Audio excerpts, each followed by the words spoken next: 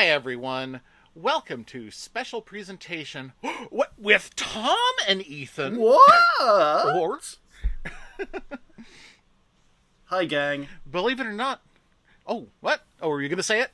Go ahead and say it. Alf will not be seen tonight, and nor will Mike, because he's been trapped No. by the dastardly General Blight. Who can save him? Did you know that Mike's brother-in-law is General Blight? And that he's moved to Boston? Because that's where Mike has been all As evil schemes go, moving to Boston was not on my bingo card. Oh, that's well, great. I mean, there was that whole tea incident, but and then the whole molasses. But yes, it's lovely.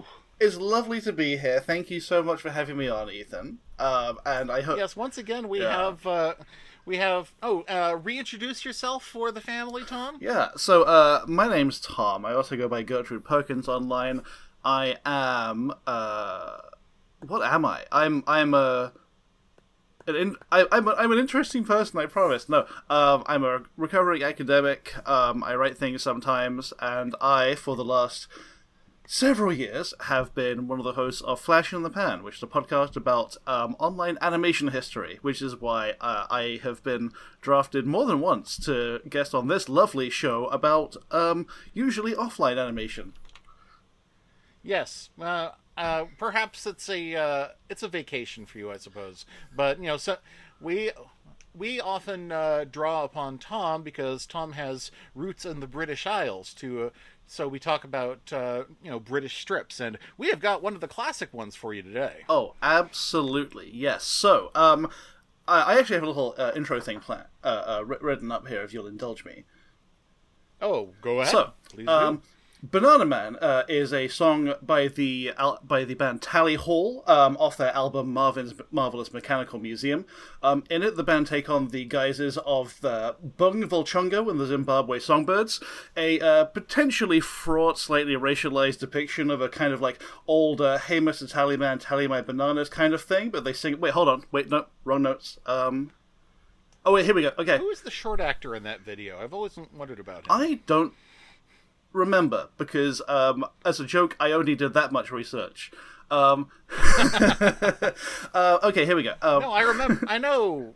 Everyone knows the song. Yeah. Banana Man. Doot, doot, doot, doot, doot. Banana Man. Doot, doot, doot, doot. Beautiful. Love it. Okay, here we go.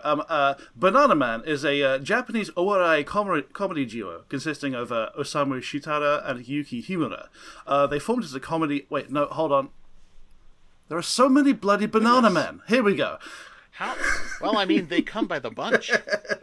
But yeah, no, seriously, Bananaman is a superhero comic created in 1980 as part of the original launch lineup of the British comic Nutty. You'd think it would be Nutman, but I guess that was too easy to acquire. Well, I mean, were bananas always inexpensive in England when you lived there? When I lived there, yes, but famously, people of some people of my parents' generation, but definitely people of my grandparents' generation, had never seen a banana. Between the fact that bananas come from hot countries, and Britain's not one of those, and also just over a decade of rationing, fancy fruits like bananas simply were not regular fixtures at the British fruit bowl for quite some time. And yet, by 1980, they've been fully rehabilitated into the national psyche, and even taken on a bit of an amusing comedy potential. And not just in the standard slip on it and fall and break your head and everyone laughs. That's a very American form of comedy. No, so Bananaman is so imagine if you are a child between, let's say, the ages of 6 and 8, and Yes. You love Superman, you love Batman, you love Captain Marvel especially, But you wish that there was something for you, for the younger generation. And that's... Now, by Captain Marvel, we mean the one that is sometimes called Shazam, not the one who had a movie more recently. Yes, exactly. That's very important. Banana Man, the premise is, ordinary schoolboy Eric Wimp eats a banana and transforms into the grown-up hero, Banana Man. He's got the strength of 20 men. 20 big men, he always adds. Which is rather like, you ever read The Tick? I've never ever read or seen The Tick, but I watched a couple of episodes of this with a friend of mine who was like, this is like The Tick, but English. So, first thing, not English, yeah, the technically Tick is, Scottish. Sort of like that. The Tick has a character called the Running Guy, who we are told runs faster than 10 fast men. Ah, yes.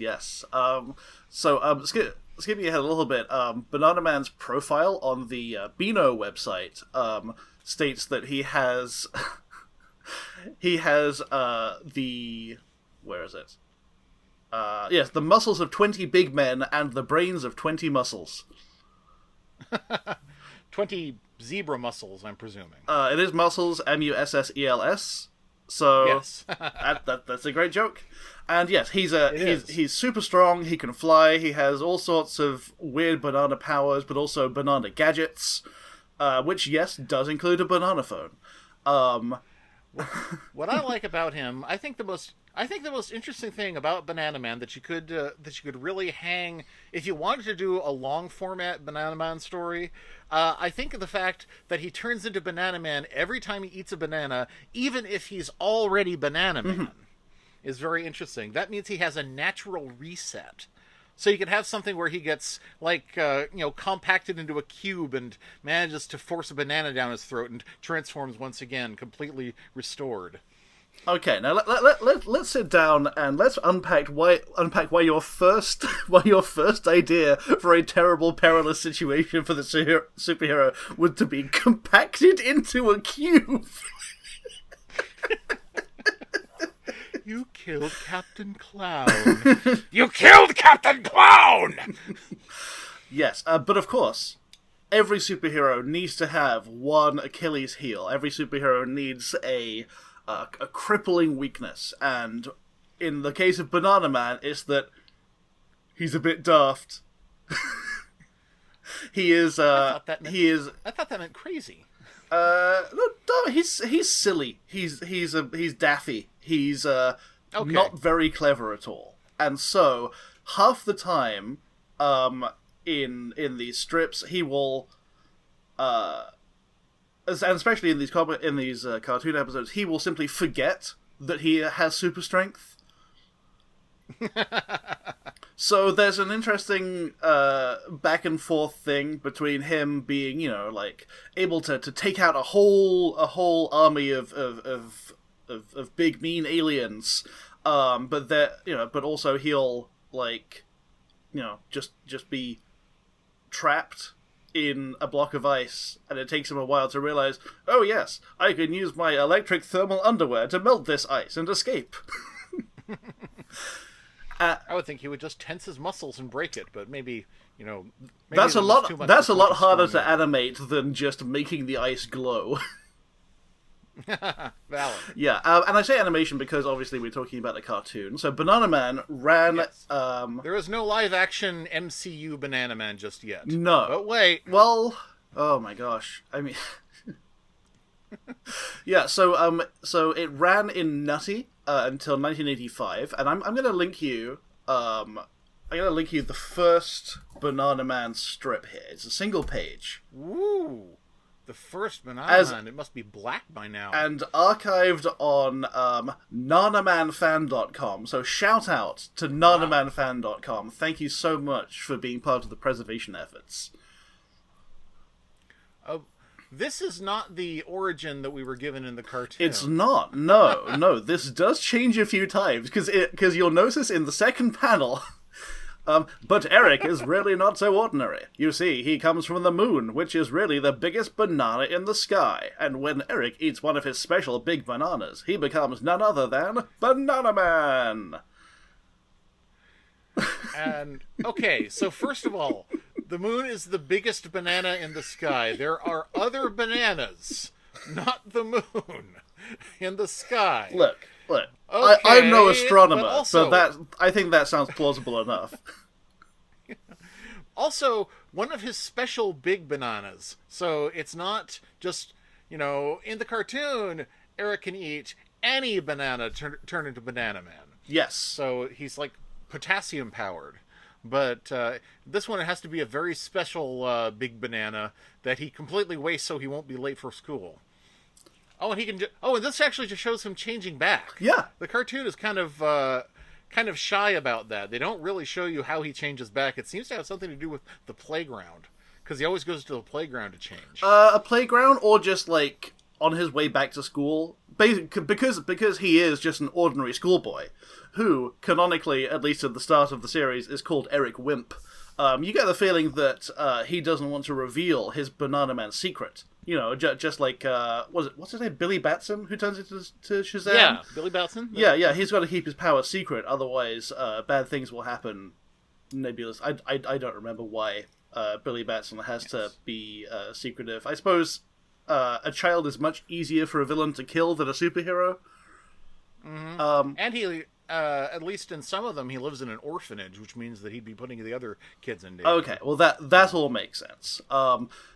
But yeah, so at the end of each adventure, Bananaman has to transform back into Eric Wimp. That doesn't always happen, if it serves the comedy, obviously. So I'm linking you here, issue 2, the second ever Bananaman strip, where already it's changed a bit, so it's not one of his special big bananas. It's just one of his special bananas, and so one of his special. Yes, and over time, both the design of Eric, the name of Eric, the design of Bananaman, and exactly how his powers work will shift towards being a little more universal. Because by the time of the cartoon, it's when Eric eats a banana, just any banana, like spinach for Popeye. Yeah. So, now, one thing I think is funny is that as a kid, I thought Bananaman's banana headdress that sort of looks like Batman's ears. Mm-hmm. I thought it looked sort of silly. But now I realize, it's to represent that he has a banana stuck through his head.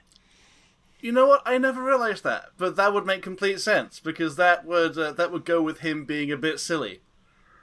Yes. Yeah, definitely.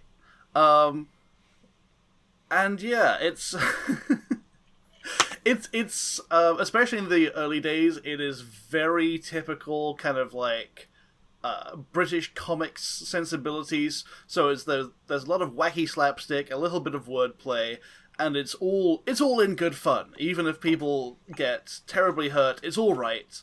The baddies will be tied up with a big rope and taken away to jail by the Rozzers. And there'll probably be some kind of wacky misunderstanding or last-minute twist that means that everybody gets angry with the protagonist. Yeah. So, Man. so like in this second Bananaman strip, where there is a plane out of control, so Bananaman goes to rescue the plane that's out of control, but he flies a bit too fast and accidentally breaks off one of the wings, and then after finally grounding it safely, he tosses it behind him so that he can shake a man's hand. He tosses the entire plane behind him into the man's barn and destroys it, and the last panel is him being chased by the angry pilot and angry barn owner, and he goes, "Oh, yeah, sigh." I'm glad that they threw in the pilot, because they could have easily left him out and been like, "Oh, I killed that guy. Oops." Yep, and the punchline is, "Sigh. Sometimes I get plain fed up being a superhero." Yeah, I guess he can't be like, you wouldn't hurt a little kid, would you? Exactly. Yeah. Yeah. He can't because he can't reveal his true form. He's got to take his lumps. He's got to run Yep. into a convenient hideaway to transform back. Yeah, and yeah. So, it ran in Nutty for 5 years before Nutty was folded into the larger comic The Dandy, which was for decades and decades and decades one of the big two of British children's comics, along with The Beano. We don't need to get into the entire history of it because it would take literal hours. If you want, Didn't they fairly recently merge? so the Dandy went online only about 10 years ago, and then and now I don't know the status of the Dandy right now. I think it's mostly I think it's pretty much defunct, but a lot of its big hitters, including Bananaman, have been absorbed by The Beano, which is like the comic. That's the one with Dennis the Menace, Minnie the Minx, the Numbskulls, all that kind of stuff, Backstreet Kids. And so Bananaman does have a character profile on the Beano.com Kids Zone. He's been in the British public eye since 1980. Became part of the Dandy in 1985, then was a staple all the way up until the modern day, though he now lives in Beano Town, because the Dandy folded, and now the Beano owns him, and that's where he lives. Originally, he lived in Gold. Nutty Town. No, I don't think it was Nutty Town. It's no, it is Nutty Town. It's 29 Acacia Road, Nutty Town. That's where Eric Wimp lives.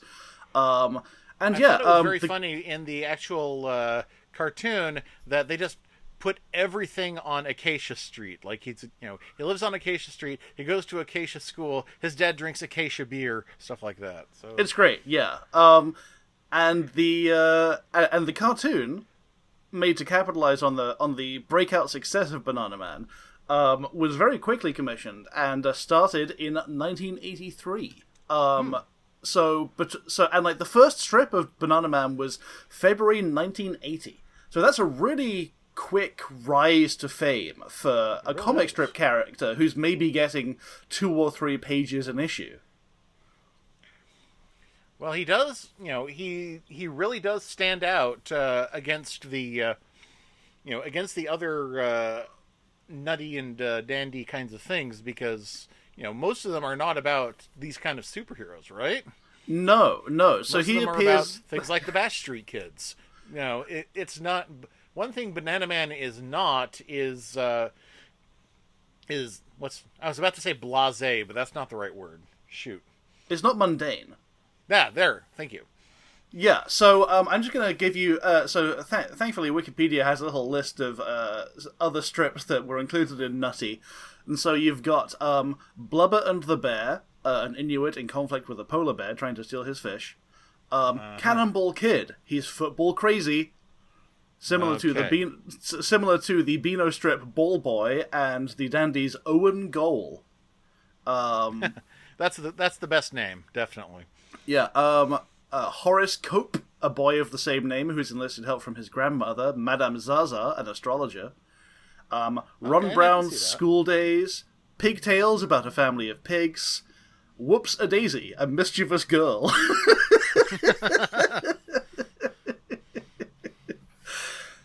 Right, so, Scoopy, the runaround hound with a nose for news, a dog journalist. Interesting. Yeah, we have a Scoopy in my town, but he's a bee who's the mascot of our newspaper. Oh, that's adorable. Yes. I send good vibes to Scoopy the bee. Yes, legendarily, he may have been designed by Walt Disney, but ooh, yeah. Actually, so he's got a really Disney. Okay. So I imagine Scoopy's writing on union activities is pretty one-sided. Yes, I would agree. Here's Scoopy for reference. He's very fuzzy.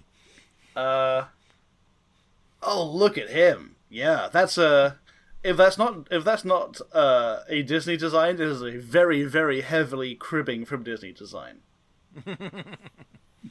Yeah. I've talked a lot about the background of Bananaman and Eric. And I think we should probably start talking about the cartoon itself. Yes. Well, did you watch this cartoon as a child?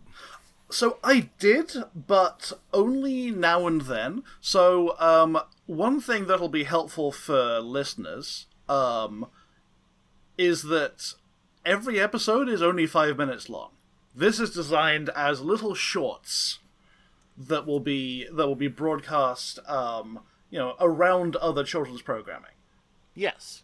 That was how it was when I was a kid, because we knew Bananaman from Nickelodeon, which you may now you know Nickelodeon is the home of like, Ren and Stimpy and stuff like that. But before, notice I said Ren and Stimpy before SpongeBob because I'm old. But before the whole Nicktoons project, Nickelodeon was basically a giant clearinghouse for TV shows from around the world. And in fact, there was even a TV show that was just about more TV shows from around the world. It was called Turkey Television. But we had a number of shows that came from Britain, like Danger Mouse and Count Duckula. But they ran a little short because of the way commercials worked. Because they didn't require as many commercials, or maybe we required fewer. Anyway, No. 5 minutes. It has never been true in the history of our countries that America has required fewer commercials. Then I have no idea why they needed to fill time, but frequently they would fill. It's because when it it's because, sorry to interrupt, but like I know the answers to this, and it's actually vaguely interesting. Especially with longer running cartoons like Danger Mouse, the stories would actually be split up into 4 or 5 different chunks. But when they aired in Britain, each of those chunks would still have the opening and ending credits. And so when you edit them down so you can package it up into a half-hour cartoon, you actually end up running under. Oh. And so to fill the gaps, like Ian Nickelodeon or whoever was in charge in the mid-80s was like, hold on. Nicholas Odeon. Was like, hold on, why don't we just also cheaply buy this other cartoon which only has 5-minute self-contained episodes? Yes. So of course, we also had they had a lot of stuff like that. As a matter of fact, the very first Nickelodeon is where most Americans first saw the original Creature Comforts short. Oh, lovely! Love Creature Comforts. Absolutely adorable. The series is great, but you really can't beat that first one. I can imagine. Yeah, and like Brazilian Jaguar. Oh my gosh, yes, it's coming back to me. Okay, this is now a show about Creature Comforts. So back. So in the UK, if you're an English child, you're watching these on kids' telly, like after you get home from school, and it's airing twice a week. So you're getting 2 episodes per week, which means that this has actually got a pretty tight turnaround in terms of, from original script to storyboard to screen. And given just the fact that British telly has a lot less money to work with, and also given that, you're making, like an hour of television every year for 3 years. Yes. Animated television, I think it largely looks and sounds pretty good. Yes, it really looks beautiful, and I think that might be because it wasn't necessarily intended for an international audience.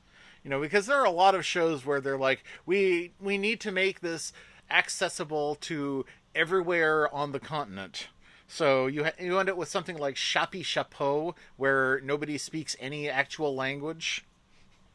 Which would be unthinkable for Bananaman, because it is very much a comedy show. Like, the jokes keep coming and coming and coming and coming and coming. And they're all very verbal jokes. Very verbal jokes, very, very, like, local English jokes as well. Yes, I made some notes about some British things. Maybe you can explain some of these things to me. Try me. What the heck is Happy Families?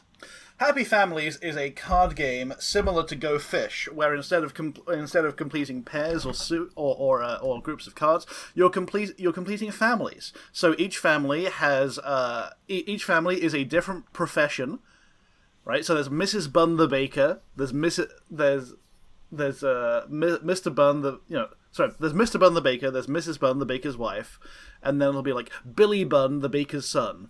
And Bernadette Bunn, the baker's daughter, and that's four, and that's a happy family. And by trading cards back and forth, you try and make as many complete families as you can. Interesting. So it's like Go Fish, except you're trying to make a slate. Okay. Yeah, you're trying to make a slate, but each slate is a different family themed around a different job. Okay, how many different families are there? Is this something you can play with a standard 52 deck? I'm sure, yeah. Okay, cool. That's interesting. All right. Yeah. So, okay, what about the Christmas pan?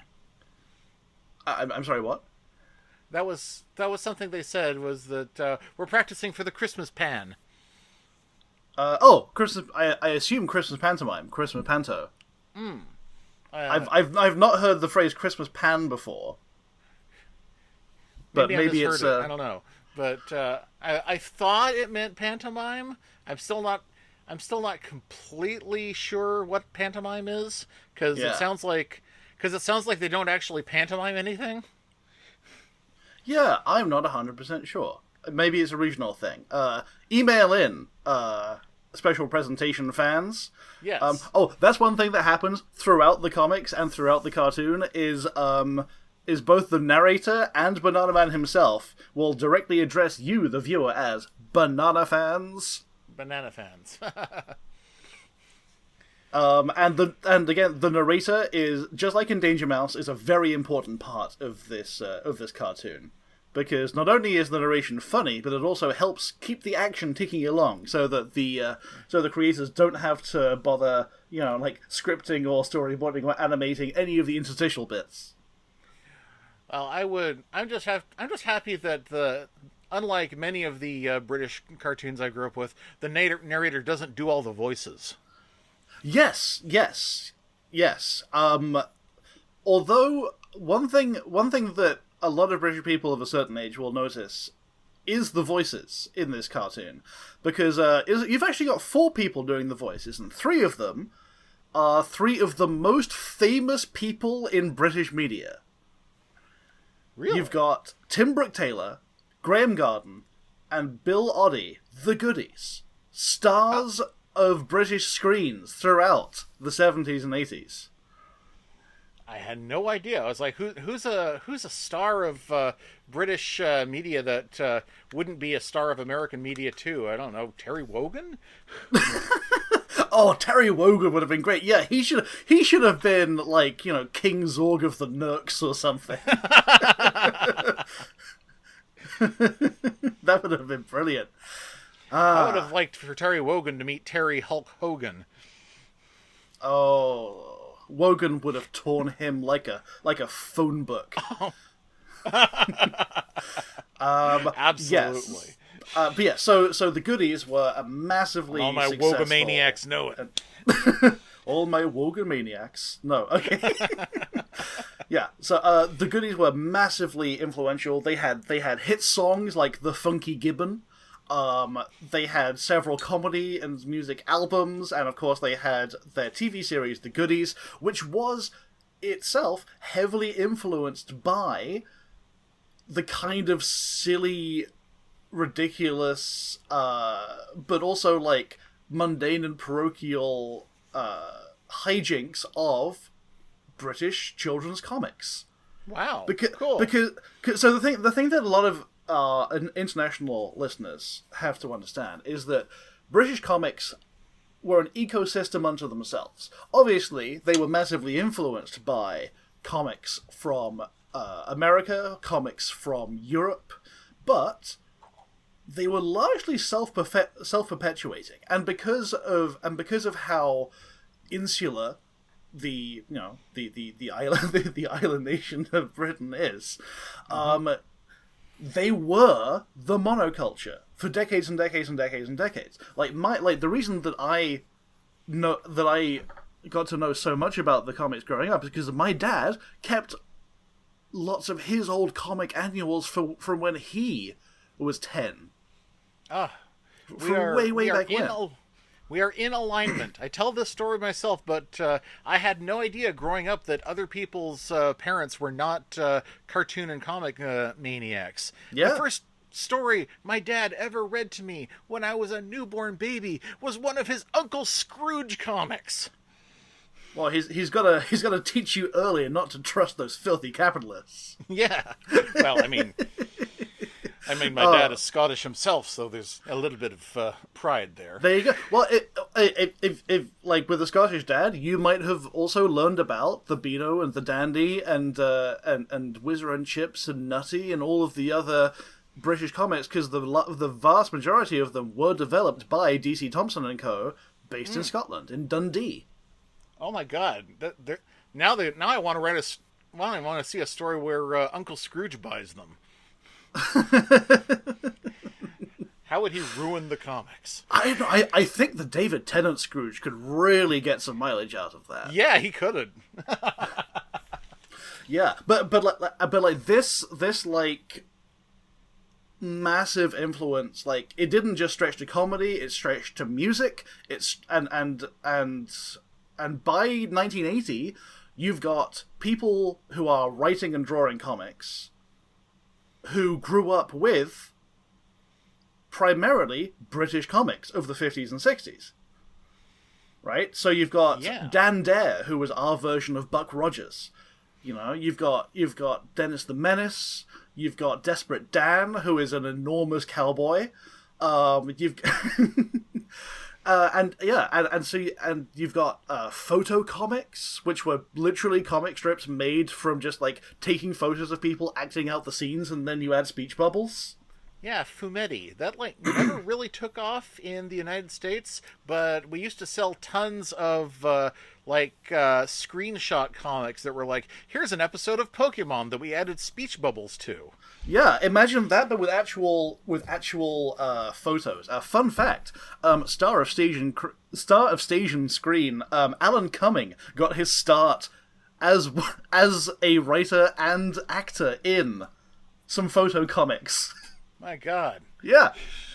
Like I said, this stuff gets its tendrils into every part of British pop culture of the mid-20th century, right? Like without stuff like Bananaman, we don't get Grant Morrison, we don't get Alan Moore, especially, we don't get Neil Gaiman.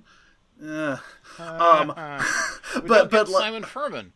Yeah, you know, like we don't get stuff like the Bonzo Dog Doodah Band. Right? Seriously, one of their songs explicitly mentions Lord Snooty and his pals, who were recurring characters in the Beano. Yeah, so where does 2000 AD come along? 2000 AD was for the slightly older kids who were graduating from, you know, like Dick Turban Desert Highwayman to more serious action stuff and sci-fi, and like maybe starting to read the fancy superhero comics that were coming from America that maybe had a bit more action and whiz-bang in them. All I know is that when I was a kid, I read, I think, what might have been the first DR and Quinch story, and it stuck with me forever.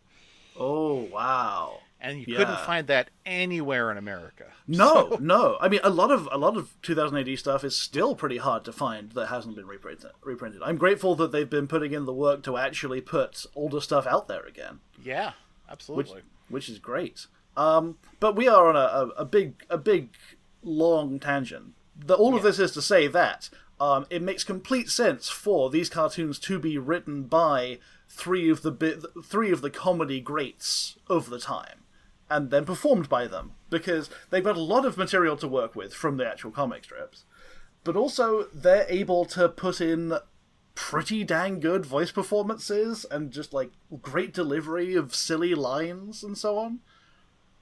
Yeah, like I said, it's such a blessing that this is not a show where all the voices are by the narrator, which I got really used to watching British cartoons on Nickelodeon. Even if I did, you know, I've always been a big fan of Simon and the Land of Chalk Drawings.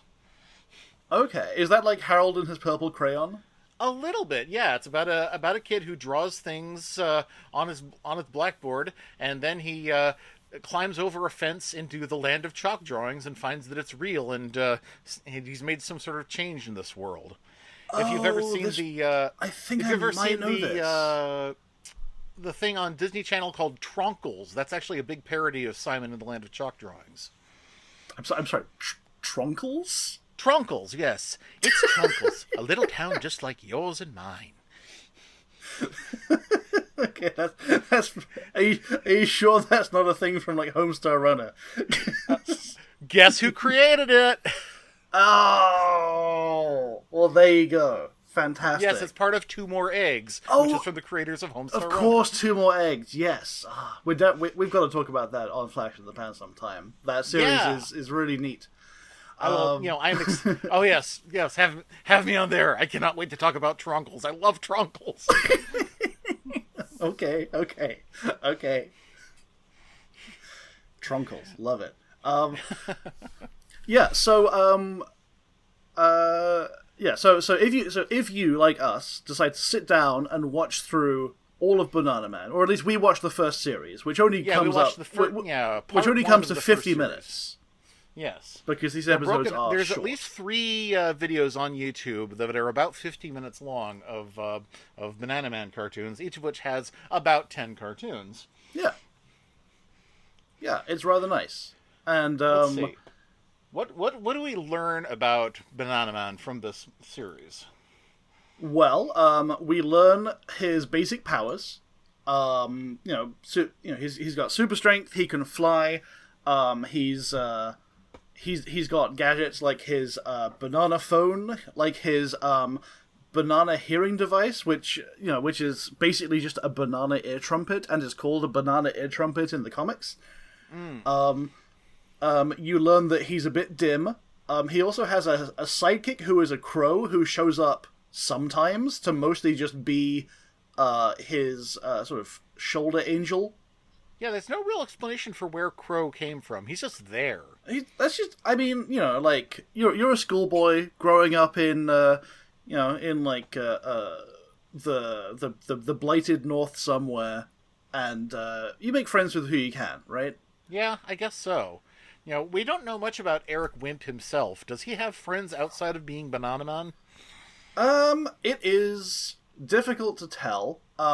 He's an ordinary schoolboy. He goes to school. He has a cousin. He has a mum. He has a babysitter. He has a babysitter. We don't really spend too much time with any of them, though. Because it's all about Bananaman, and it's about the escapism, and like anything that happens after he transforms back into Eric is not interesting. I would not be something interested in, the whole idea that Bananaman is not the brightest bolt in the sky, but Eric does not seem to be a particularly stupid kid. So I sort of like the idea of Bananaman being like, well, I can't figure this out. Let's see if Eric can do it. And he changes back, and Eric, solves like the complicated combination lock easily. And he's like, well, now I'll just turn back into bed. Oh no, I'm out of bananas. Well, we did. You know what? That's a great segue into one of my favorite episodes in terms of the comedy of this, because one of the episodes is called, I think it's called The Kidnap Caper.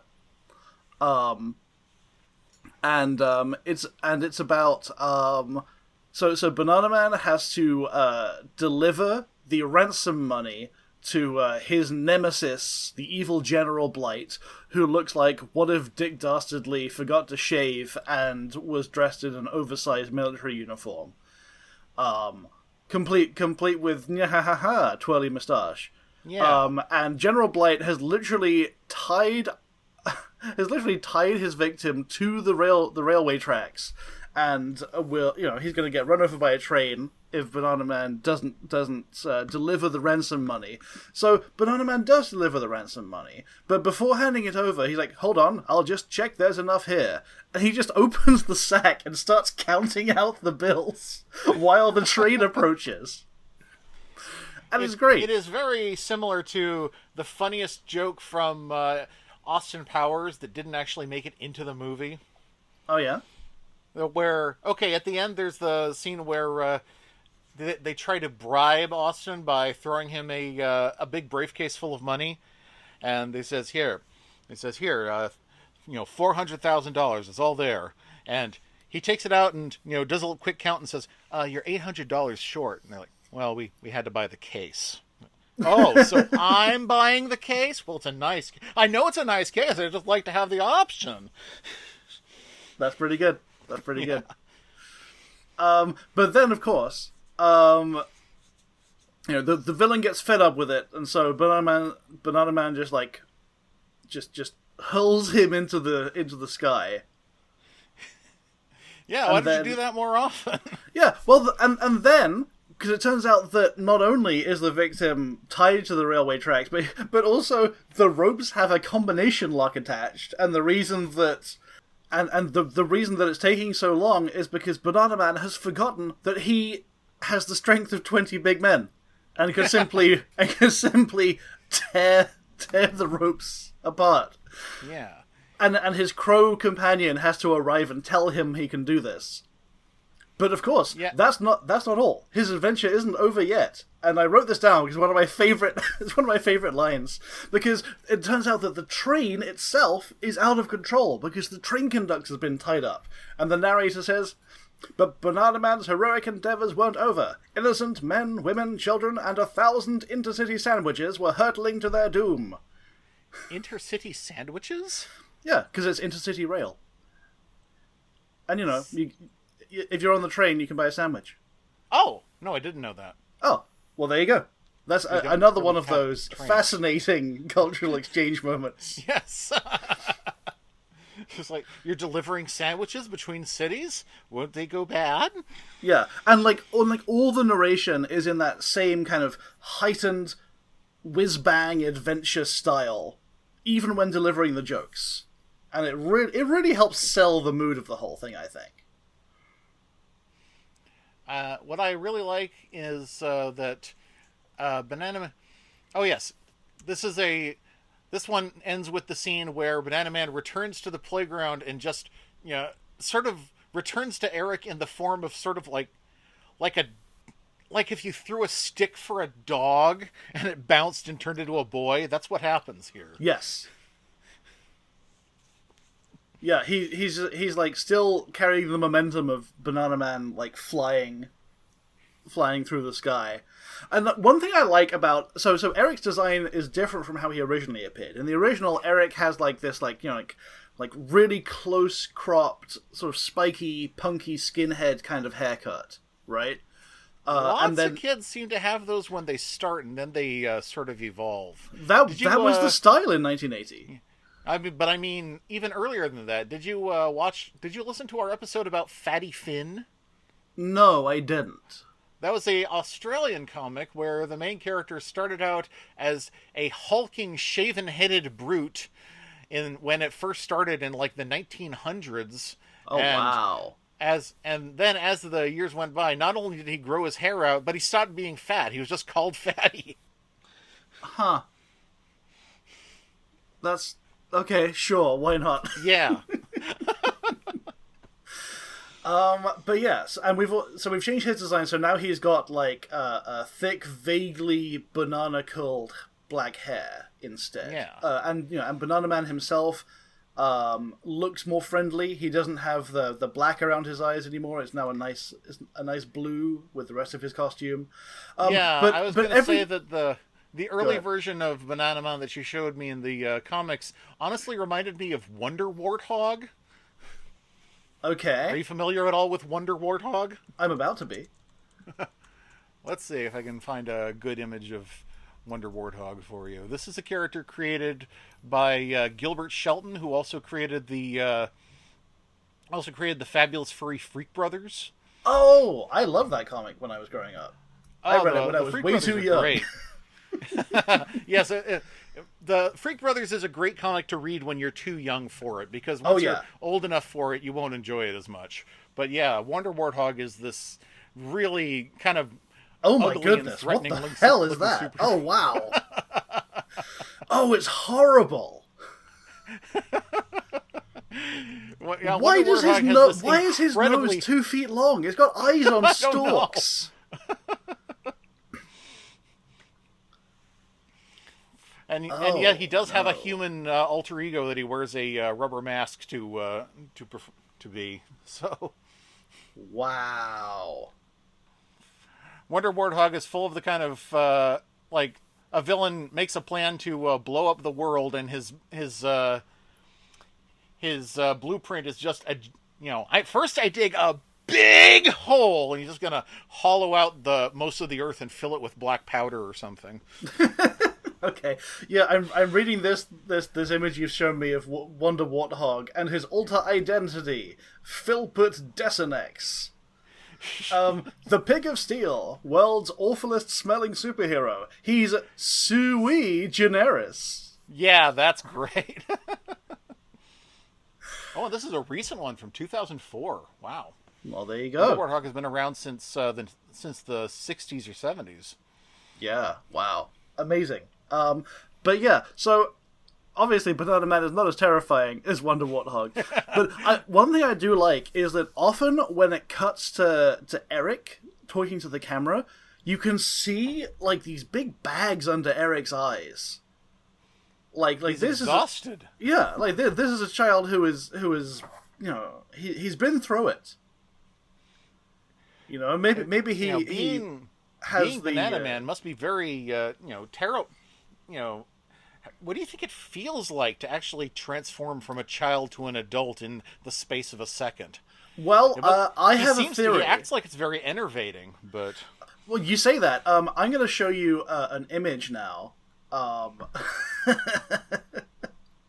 going to show you an image. So this is from the cover of the Dandy Special #4, and it has it's got Bananaman on the cover in doing the transformation sequence, kind of Animorphs style. And this is from 1991. And I want you to describe, going from Eric to Bananaman, I want you to describe his facial expressions. Are we supposed to start at Eric or Bananaman? We start at Eric and we go up. Okay, so Eric. So we start with Eric making this kind of. He's got the kind of Mentos face, like, oh, I don't know, man, it's the banana. And then he sort of loses his hair and and develops a set of antennae, or maybe that's the ears from the next one. And he has a big smile on his face, and then we get a couple that are overlapping, and then you get a sort of childlike version of Bananaman who has this very unsure look on his face. Like, what's happening? What have I done? And the next one has this oh I like it kind of expression. Yeah. And then the next two are just him at the height of his PCP binge, like, I could take on God. And so there you go. There's your answer. That's what it feels like to transform into Bananaman. Yeah, I mean, any time that you do something where somebody has to take an outside source in order to achieve their superhero identity, there's a little bit of drug paraphernalia going on there. I mean, we never know what's in his special bananas. Yeah. Also, the icing on the cake of this is and the thing that makes this that sort of pushes it over the edge into being one of the most British images you could ever imagine is the title of this adventure, which is The Secret of Willie Boggins. See, that's what I thought, was that I was like, oh, this doesn't show Eric turning into Bananaman, it shows Bananaman turning into Willie Boggins. No, that's what Eric looks like in the comics after the cartoon. Oh, okay. Yeah, they change his look in the comic after the cartoon to match the cartoon design. Ah, it's like what happened with U.S. Acres. Yeah, there you go. Because once it's become a smash hit success, we've got to bring it back into the we've got to bring the brand back into itself. Yeah. Yeah. So, I have another Britishism for you to explain to me. Please. What is a helter-skelter? A helter-skelter is a slide at a fun fair. You go up a tower, and there's a slide that goes all the way around the outside of the tower in a spiral shape. And that sounds neat. yeah, and you usually sit on a mat and you slide down the slide. Oh, we have those, but they're usually straight. I don't know why we don't have a spiraling one. Yeah, well, they're spiraling because we just don't have as much space in the UK. I guess so. As you do in America. You know, like your midways can stretch for miles, whereas we usually only have the space of like a pier. But you know, it helps us. You have the space of up here? Up where? Hold on now. You're trying to get me into one of those silly word games that they have in the hit cartoon Bananaman. What, Wordle? Oh. Yeah. So yeah. Content wise, across these dozen episodes, we are playing all the hits that you'd expect from a fun superhero caper on kids' TV. We've got a ghost story. We've got aliens. We've got an evil weather control guy called the Weatherman. Yeah. That episode is called Ice Station Zero. Which I'm pretty sure is a reference to the action film Ice Station Zebra. Yes. And that's the one where Bananaman infiltrates the Weatherman's airship by flying up to it, knocking on the door, and pretending to be the milkman. Yeah, and I don't know if the Weatherman is necessarily fooled for a second, or if not even close. He just feels like it would be very impolite to interrupt him in the middle of his gimmick. Yeah, well, he says that he saw through his disguise from the start, but invited him in so that he could trap Bananaman, and then he encases him in a big block of ice because he's got, you know, weather control powers. And yeah, drops him to be dealt with by his robot snowman, which is pretty awesome. Yeah, and then is instantly melted. Because we've already established that Bananaman wins, and so he reflects the robot snowman's laser back at him and melts him. It's too bad it wasn't something more like banana related. It was like, but using my banana curve ability. Yeah, well, it's completely arbitrary. Whether or not his power will be banana themed or not. Yeah, the bananas are the source of his power, but he doesn't instrumentalize them. I gotta remember, this is more like Underdog. This is not like a Marvel Comics thing. No. Although it is, you know, heavily inspired by it. You know, like he even has his own version of Bizarro Superman in the form of Appleman, who we never see him except for like a brief shot in this one shot. He does appear later, and he does appear much more prominently in later comics. Okay. There is a big story in the Dandy Book 1992, which I owned and went back to read. Is it? No, sorry. I'm sorry. It's the Dandy Book 2000. And the story is called "Say Goodbye to Bananaman," and the police fire him because Appleman is here to usurp his place as being the police's favorite hero. Is Appleman also a child? I genuinely don't remember. I should have. Oh no! Better yet, Appleman. You know, Appleman is an ordinary apple until he eats a man and becomes Appleman. Oh, that would be great. Hold on. No, Wikipedia just says he is Bananaman's evil fruit counterpart, Appleman. Apples are evil? Oh, is this a mom and apple pie kind of thing? Does Appleman have an American accent? Definitely not. Too bad. See, now I'm second guessing myself. I don't think so.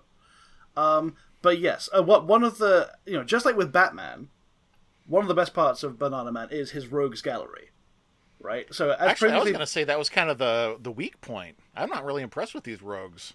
Oh, In terms of being impressive and intimidating, no. In terms of being great fun, and also, this is very important for a cartoon from Britain from the 80s, surprisingly unracist. That's true. Yeah, I didn't see anything that made me cringe watching Bananaman. That's like, I have to applaud them for that. Yeah, 50 minutes of Bananaman. In 50 minutes of Danger Mouse, you are gritting your teeth, you are hiding behind your fingers. Oh. I mean, maybe that's the reason that literally the only thing I remember about Danger Mouse is that cute little caterpillar. I love the caterpillar. He's great. His name's Nero. Nero, that's right. Oh. Yeah. Yeah, I never got into Danger Mouse, but I loved Count Duckula because I knew the tropes of horror much better than the tropes of spy stuff. Ah, there you go. Yeah, but I like the villains in Bananaman. They're each one is basically one note, but they give me the sense of like, what you'd later have in, like American parody stuff, like your Tick or your Venture Bros, in that they're just kind of like regular guys, and this is just the one thing they know how to do.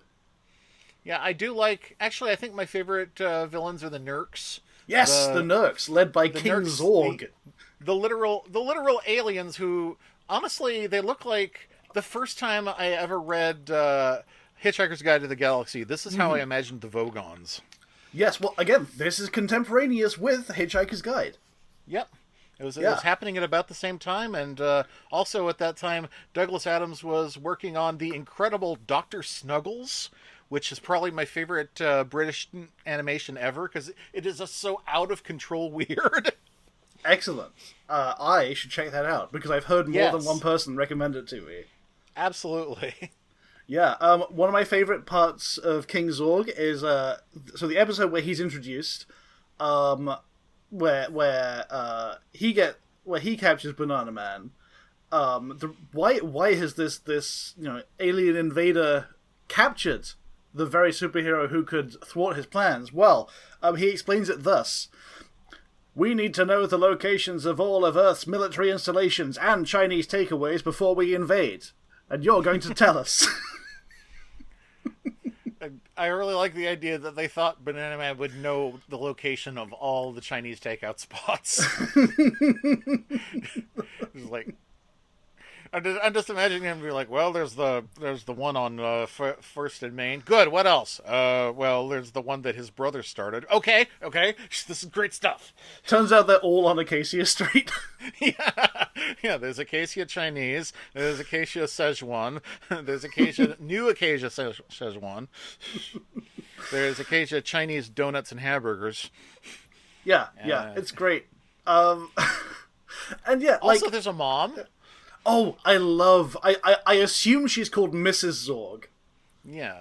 Actually, we never find out if she's married to King Zorg or if she's his mother. I think it's implied that she's his wife, because she looks exactly like him, except she's the girl one and she's wearing an apron. Mm-hmm. And the punchline in these kind of things, at least in British comics, is usually, you've got you would have like General Blight and Mrs. Blight, right, who would be dressed exactly the same. She'd also have the military helmet, but she'd also be wearing an apron and marigolds, that kind of thing. But it does turn out that all of the Nergs are look to her as a mother figure, maybe are actually her kids. So that's quite sweet. She's very supportive.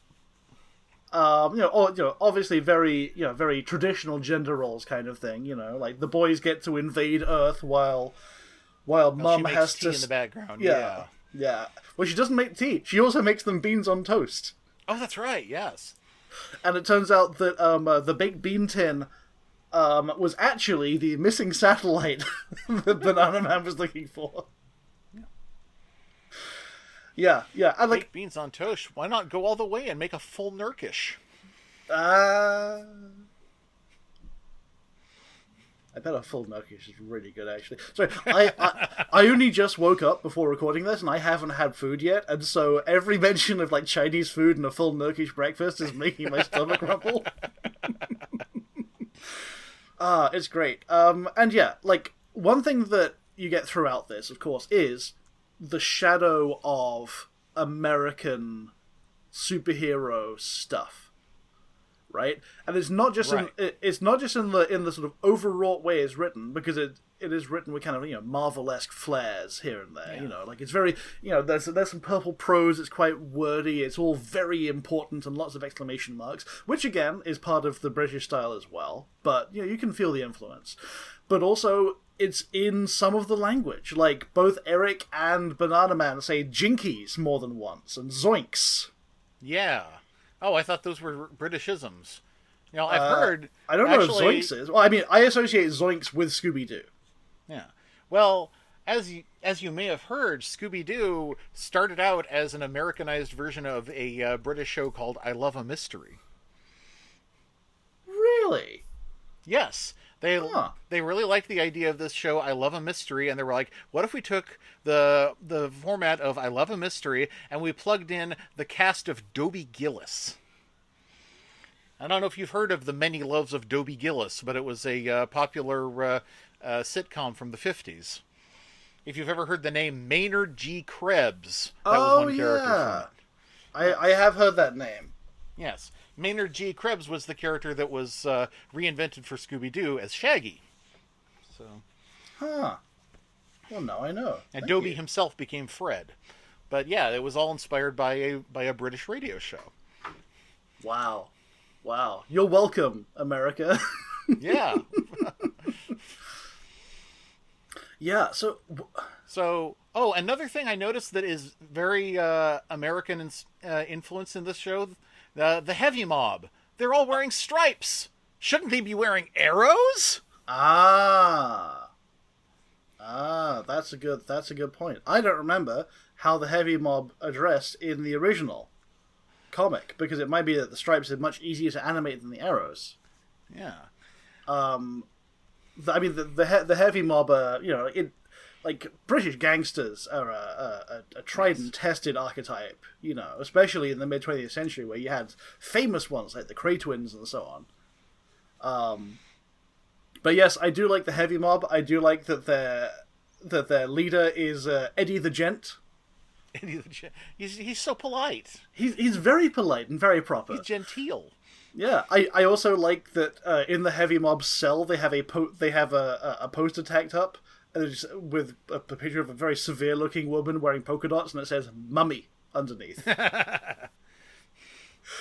Yeah, it's great. Oh, they have one for Pops too. Yeah, they do. It's lovely. So they're all brothers. Okay, these are Bananaman's equivalent of the Beagle Boys. Oh, perhaps, yes. But also sometimes the villain is just a shark, and the shark is there because the shark is there because the weatherman has made it rain unstoppably, and so it's causing it's about to cause a flood. My favorite villain that we get throughout this whole thing, though, is the most dangerous assassin in the world, Auntie. Auntie, yes, she definitely stands out. I love the idea that Bananaman's arch nemesis is a kindly old woman who was sent to kill him. Yeah. I think it's implied that it's General Blight's auntie.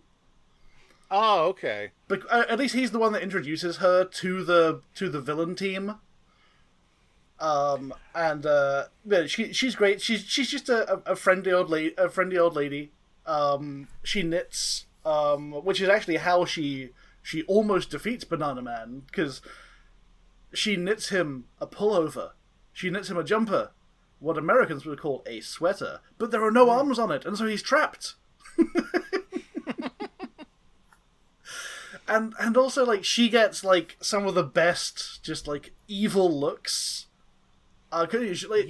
She's dressed all in pink. She's got a coat on. She's got a big wide brimmed hat. But also she's pulling faces where she's like, yes, die. She's the evil Mrs. Pigglewiggle. I'll take your word for it. Yeah, it's great. It's really fun. Also, she has this plan to kill Bananaman that absolutely would not work unless he had foolishly squirted his banana into a car and jumped into the car and then gotten the car stuck on his body. Oh, that's right. Yes, yes, because she's flying a helicopter with a big magnet attached. She's like, well, I just have to wait around for Bananaman to get stuck in a car because that's just the kind of person he is. Yeah, yeah, that's right. Yes, because he wants to transform, but he peels the banana, and the banana is the delicious, powerful flesh of the banana, the inner banana, falls through the window of his dad's car. So he gets into the car, eats the banana in the car. Oh, Eric, what have you done? Because then, of course, he transforms and bursts through the roof of the car, and his feet burst through the bottom of the car. Now he's just wearing the car for the rest of the episode. Yes. And he gets dropped into a car crusher where he has the threat of being compacted into a cube. My goodness. It all makes sense. You think it came from nowhere? I had forgotten, because that episode, that peril is less funny and wacky than a helter-skelter rocket full of porridge. Yes. A rocket full of porridge.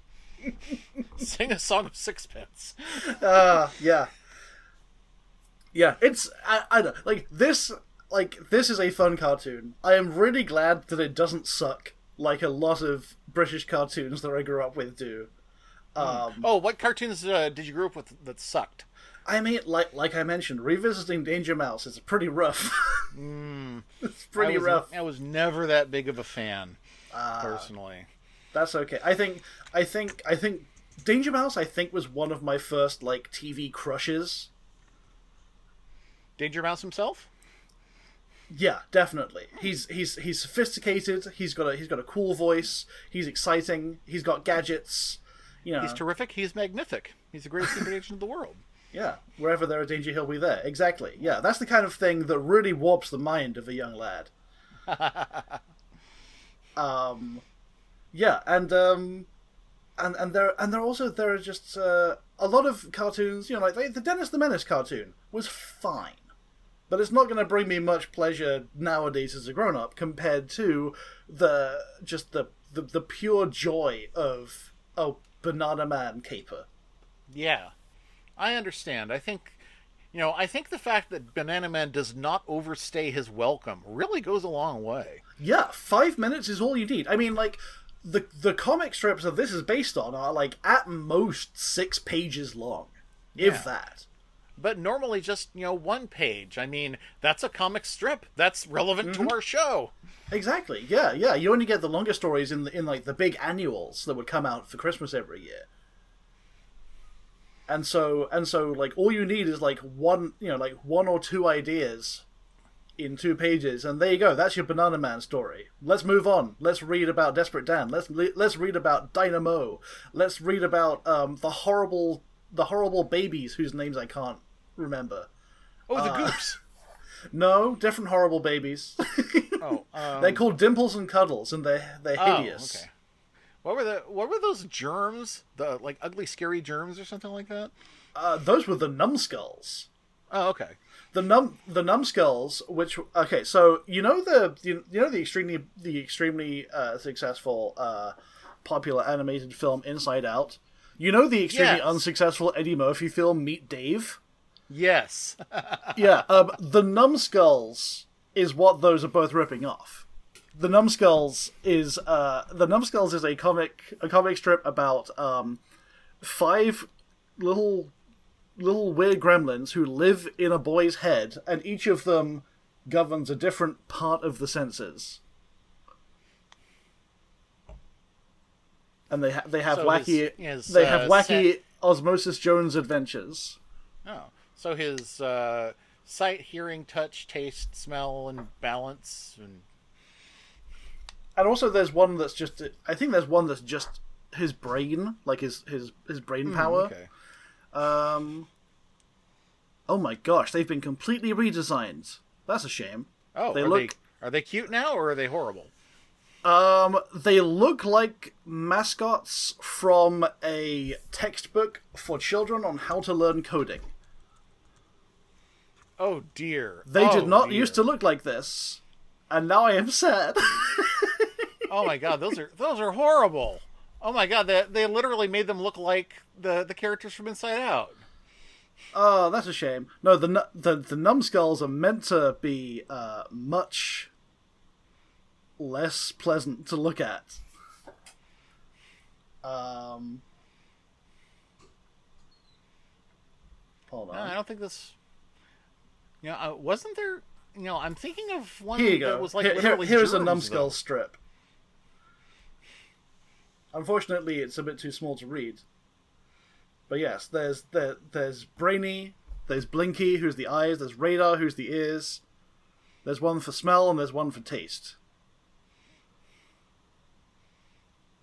Oh, okay. Well, I feel like this probably wouldn't be able to sustain a show quite as well as Bananaman did. I think I agree, yes. But yeah, but Bananaman somehow has stood the test of time. Are they going to bring it back at some point in any animated form? Probably not. Should they? Well, I don't know. absolutely. Maybe. Well, I mean, since you said that a lot of the appeal of this was having some great radio and TV comedians doing all the voices, who would you want to cast in a new Bananaman? Especially if you can come up with a troupe. See, that's tough because the problem with British comedy in the 21st century is that 90% of them are proud bigots, or at least happy to work with proud bigots. It's called a very British bigotry for a reason, unfortunately. Yeah. But All right, fine. We'll just reboot it in Canada and get the surviving members of the Kids in the Hall. I think they're all still alive, aren't they? Yeah, but Scott is dead to us. That hurt. That did hurt. It did. It really did. Kids in the Hall was so for context, I moved to Canada 4 years ago, and one of the first things that was part of my Canadian education was watching Kids in the Hall. So yeah, that was sad to learn about. Yeah, the goodies. Unfortunately, we only have one of them left. Both Tim Brooke Taylor and Bill Oddie have passed away. Bill Oddie actually recently, only earlier this year. So so I don't know. Maybe Graham Garden, maybe Graham Garden, who was the voice of Bananaman, could reprise the role in his 80s. The voice of Grandpa Bananaman. No, I like this. I like this idea. I like the idea that this is Eric Schwartz, who lives at the Acacia Rest Home. But every time he eats a banana, I like that you have just done a little Freudian slip and called him Eric Schwartz, who I believe was the creator of Sabrina Online. Oops. What was his name? Oh, Eric Wimp. That's right. Yeah. Well, originally he's Eric Wimp, and then they changed his name, so he's not called Eric Wimp in the cartoon. They didn't want to offend wimps in real life. Exactly. Yes. Speaking of his origins, fun fact. Being a superhero. So originally the designers thought that they might have a banana girl as well, and she would have been called Margaret Wimp, his sister. Okay, so you got a kind of a He-Man and She-Ra dynamic going on. Yeah. They scrapped the idea, quote, because the concept of two children being related without parents would be too far-fetched for children to understand. Who said that? The creators or the editor? Both, I imagine. Yeah. Yeah. I guess it's kind of like the issue with how Calvin's parents can never have any friends because they wouldn't be able to address them by name. Yeah. But his alien origins, that's definitely a Superman pastiche. He does have a banana-shaped Fortress of Solitude and everything. So, they're playing the hits. Well, Bananaman, ladies and gentlemen. Bananaman. Bananaman. Yes. And I've got to slip out because I got to get to work in 15 minutes. So, hey, plug your show again. Well, thanks for listening, Banana fans. And if you've enjoyed hearing my voice for the last hour, you might enjoy hearing my voice for more hours, as well as the voice of my fantastic co-host, Alex Valentine, and our many guests that we've had on Flash in the Pan. We are a podcast about the history of internet animation. You got your Homestars Runner, your Salad's Fingers, your There She Is, your Lord of the Weed in a recent episode, Weird Al music videos, sprite animations, Metallica rendered as horrible ghouls, all the stuff that was popping off on the internet in the early to mid to late aughts. And yeah, we've been doing the podcast for quite some time. You can find us at patreon.com/flashinthepan or flashinthepancast.com. Or just look up Flash in the Pan wherever good podcasts are sold. But you don't need to buy anything. It's free to listen, And yeah, we've had some fantastic guests, including regular contributor to this podcast, Mike, a.k.a. Bertie Corella. So yeah, check us out. Flash in the Pan. Plug. Hooray! Yeah. So if you couldn't enjoy this episode because Mike wasn't there, and I know I never listen to the ones over again where it's just me. So go back and listen to a Flash in the Pan with Mike. It's sweet balm. The most recent episode that Mike was on was episode 124, which was so long and weird we had to split it into a two-parter. Wow. Well, now I know what I'm going to be listening to at work. If you're my boss, don't hear this. But yeah, no, thank you for having me on again. This has been tremendous fun, and yes. I hope that you out there remember that amazing things can happen when you eat a banana. Yes, and if you eat an apple, we hate you. Boo.